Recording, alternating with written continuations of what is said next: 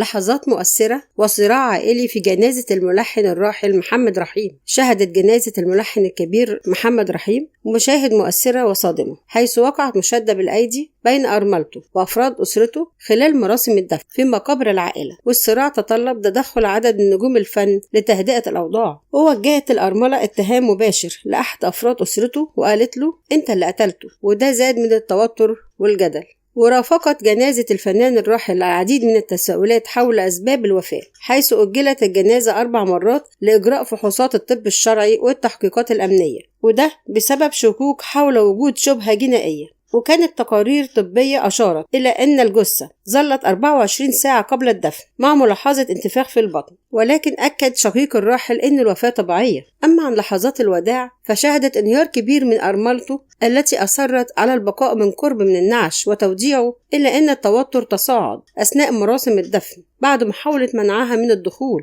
وكان الفنان تامر حسني المقرب من العائلة تدخل لتهدئة الأمور ورافق أرملة الراحل إلى مكان الدفن لتوديع زوجها الأخير. حضر الجنازة عدد كبير من نجوم الفن الذين بدأت عليهم علامات الحزن والأسى على رحيل الفنان الذي ترك بصمة مميزة في المجال الفني. أما بشأن تفاصيل الوفاة فأكد شقيق الراحل أن محمد رحيم كان يعاني من مرض السكري وتعرض لإغماء أثناء وضوءه لصلاة الجمعة. ورغم تأخر اكتشاف الوفاة أكد تقرير الطب الشرعي عدم وجود أي شبهة جنائية، مشيرا إلى أن الوفاة كانت طبيعية.